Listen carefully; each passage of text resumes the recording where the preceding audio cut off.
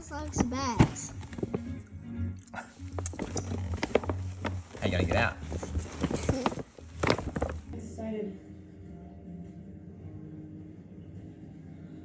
So that's what you dream about.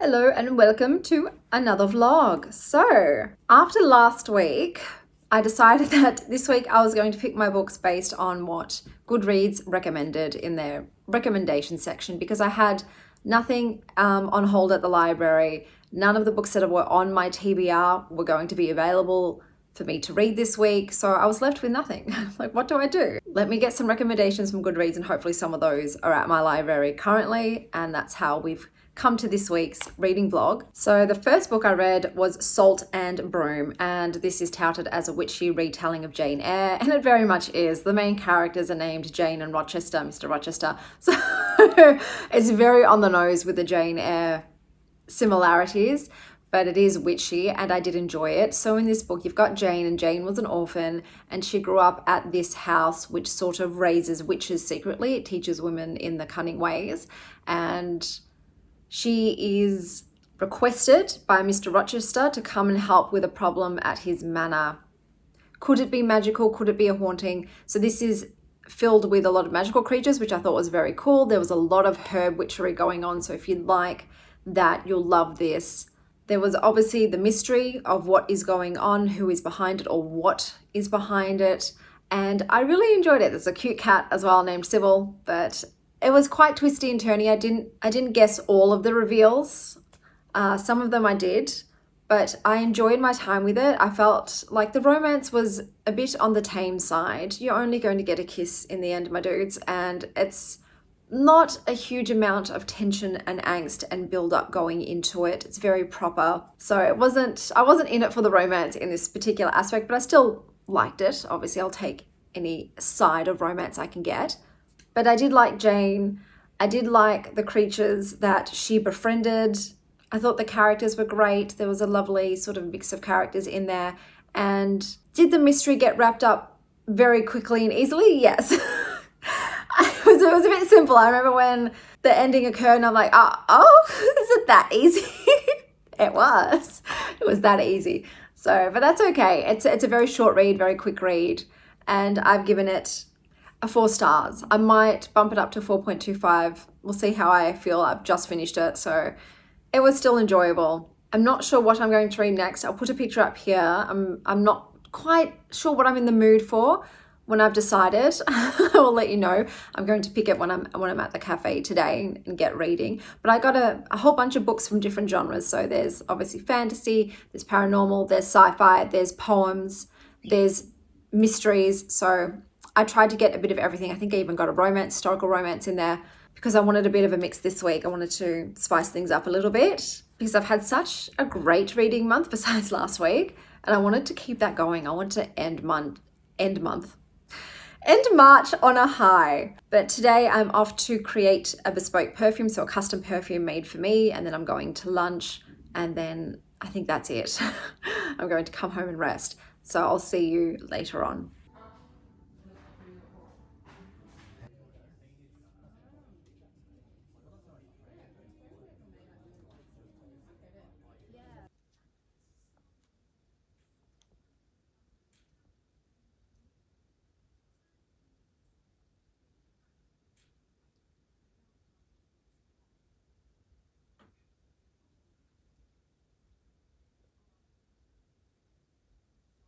Okay, so I finished reading Good Bones by Maggie Smith. So this is a book of poetry. I would say the main subjects are the sky, birds, and motherhood. Motherhood being the bones of the poems. I liked it. I didn't love it. I would say my favorite poem was Rough Air, and that was a rough poem, mostly about motherhood and babies and death. And yeah, it was interesting. I enjoyed my time with it, but it wasn't anything that really struck me to my core. So the next book that I am picking up today is Bombshell. I was just in the mood for a bit of an historical romance. I'm hoping it's saucy.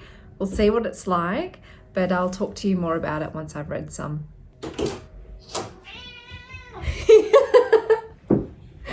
Were you angry that I locked you out? I'm sorry. I'm sorry.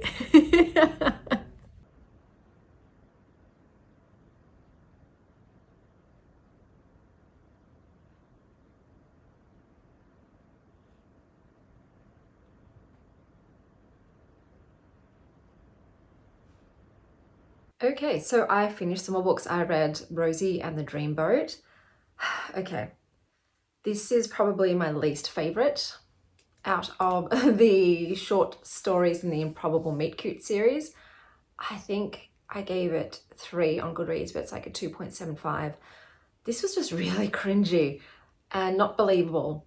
So the premise of this one is a woman goes with her sister on Valentine's Day to do a bit of a spa day treatment, and she goes into one of those deprivation flotation tanks and gets stuck. First of all, absolute goddamn nightmare. Someone who is very claustrophobic and doesn't actually like being in water, to be in a sensory deprivation flotation tank for hours and hours on end, I would probably lose my mind and accidentally drown myself. But she seems totally fine, even though she actually has trauma from being locked in a car boot. So I don't know. If you've actually experienced something like that, I don't think you would remain calm in that situation. But anyway, while she's in there, a firefighter comes along and sort of speaks to her while she's in there. It takes some hours to get her out because the spa does not want them to damage the flotation tank. So he's just chatting there to keep her calm. But I didn't like him. I didn't like the way he was speaking to her. He was infantilizing her a bit, treating her like she was a little child, and she was responding in kind, and it made me feel really awkward. And I was just not vibing. I was not vibing at all, and it was not romantic to me in the slightest. So yeah, it was very weird. It was just very weird. The dialogue was just off and not quite right. So, and I think a lot of people agreed, because when I went on Goodreads, there are a lot of 1 stars. People were way harsh. I get it. I dislike the very same things as them, but yeah, I want to give it a 1, but 2.75 is probably generous. It's just not it. The next book that I picked up was Bombshell. So this is a historical romance. I am halfway through it and I don't like it at all. It's just not ringing true for historical romance. It's feeling very modern in terms of the language and just the way that they're interacting. And the main character's name is Cicely, but she says over and over and over again, you were told this constantly, you were bashed over the head with it, that everyone actually refers to her as Sexily. And I'm like, no, they wouldn't. Not in that time period. I really don't think they would refer to her as Sexily. And it just irks me so much. And I don't like the romance. It was very quick. They'd already kissed in the past, and I don't know, there's nothing about it is goosing my gander. I don't like it. So I'm thinking that I'm probably just going to DNF. I might skip ahead to the actual sex scene just to see if that's well written, and I'll update you on whether it was, but I'm not going to push any further. It's not doing it for me. It's not hitting the historical romance spot or any spot, to be honest. I don't like the writing or the characters. So yeah, that one's a bit of a flop, bit of a flopsy bopsy. I'm in the mood, those are the church bells singing. I'm in the mood for a sci-fi. So I'm going to read this one. I forgot the name. I know it starts with a C, but I'm going to read this one here, and hopefully that's a bit decent. But today I'm off to go to brunch with my girlfriend. Haven't seen her in yonks, so I'm very excited to do that. And I'll update you if I do any more reading today. Yeah, you were super excited.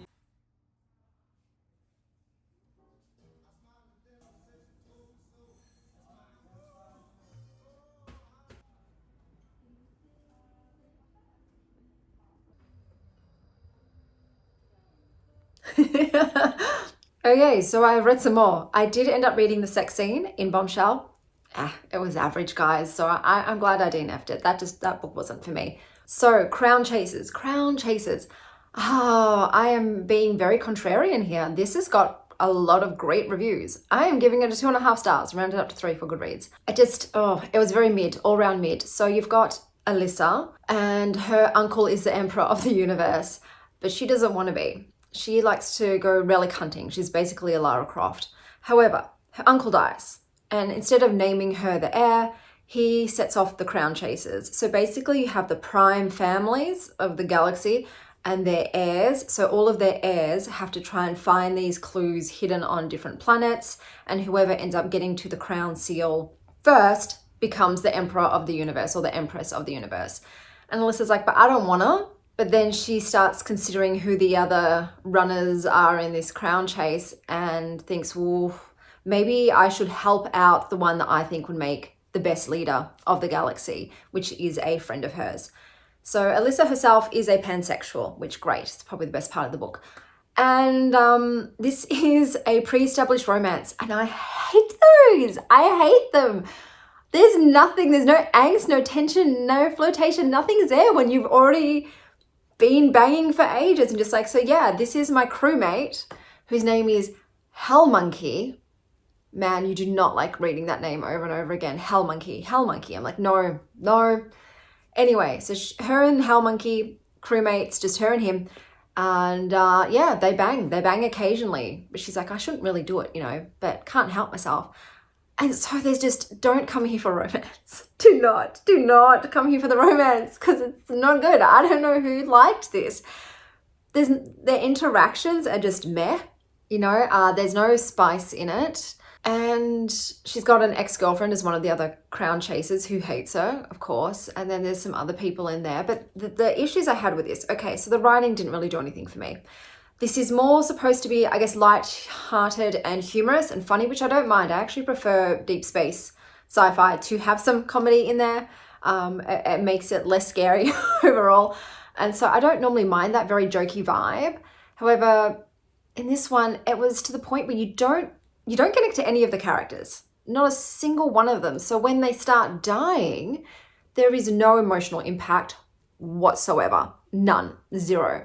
And to me, that's not a good book. It holds no weight whatsoever. It's completely weightless. But yeah, so the premise of this book is they're all going around, all these rich kids going around trying to find a seal, going on a treasure hunt. And there's also a second POV of one of the other Crownchasers, and I don't know why. Why? He's not a very interesting character. I'll tell you that. Really boring to be in his POV, and okay, there's something that happens at the end, but I'm like, well, did we need his POV for this book? Was it really necessary for this one? I don't think so. So I have zero interest in continuing on, absolutely zero. But like I said, nothing was impacting me. I was not getting any feels whatsoever. There was also a lot of flashbacks to the past, which I just felt were completely unnecessary, not really needed. So yeah, this was just a very ho-hum book about rich kids with spacecrafts trying to be the new kings and queens of the galaxy. Like, really, are you really going to put these very, very, very young people in charge of the entire cosmos? Like, dudes, come on, side-eyeing you hard. So yeah, wasn't for me, which is a real bummer. So I thought I'd read one more book because I didn't want to end the vlog on that. This has been a bit of a mediocre reading vlog. I'm sorry, guys. I try to pick books that I will love because I think it's more interesting when you talk about books you really, really enjoy, and then I can give you recommendations. But like I said too, you might have a different reading taste for me. So anything that's 3 and up, check it out. The next book I'm reading is another one in the Improbable Meet Cute series. So this one is by Ashley Poston. I think it's called With Any Luck. And I'm hoping I'll like it because I did really enjoy The Dead Romantics, and I thought The 7 Year Slip was pretty decent. So I liked the 2 books of hers I've previously read. So fingers crossed will be another really good palette cleanser and one to end this vlog on. Hello, I've got a weird angle so you can get blue in the background. So I forgot to update you on With Any Luck. So I did read it and I really did not like it. It's a 1 star, my dudes, 1 star. So basically With Any Luck is a good luck chuck book in that anybody that kisses her finds their soulmate next. So the romance in this, it's pre-established. She had sex with him previously. He wouldn't kiss her though because he didn't want to find his soulmate. So she had a one-night stand with him with no kissing, which is a bit yuck for me. And anyway, they meet later on because she's her male best friend's best man, and his female best friend's maid of honor. And that's already yuck, because the way that she's talking about her best friend is getting married, she is quite possessive. And she's trying to tell us like, oh, you don't have to worry about me. But low key, I'm like, if I was his bride-to-be, I would be worried about you. The way that you're talking about him and sort of claiming ownership on him is gross. But her and the guy that she previously slept with end up hooking up. Dudes, I was so drunk that I don't even remember having sex with him. That is so problematic for so many reasons, but it was so gross. So you don't find out until halfway through the book that she'd actually banged him the night before, but she was so blackout drunk, she didn't even remember. There's no consent in that. Like, it's just disgusting. So drunk that she couldn't remember that she'd had sex again with this man and that he'd kissed her on the mouth during sex this time because she's his soulmate. But like, yuck, just awful. So I hated it. I really hated it. It was not for me. And that's a bummer. So now I'm like, do I even read any more of these Improbable meet cutes? Did I get the best two straight out the gate and I should just not bother with the rest? I'm actually thinking I'm done now. I think there's one more, but I'm not interested. Worst wingman ever. And then the other one by Christina Lauren, I forgot the name of it. Those were the best two by far. So yeah, I feel bad now. Now I'm ending this vlog on a 1-star book, but blackout drunk sex that you don't even remember you had sex. Like, how is that romantic? With someone that you've slept with previously who won't kiss you on the mouth as well. Okay, is the bar that low? But I'll leave you there. Until next time, stay well, Star Child.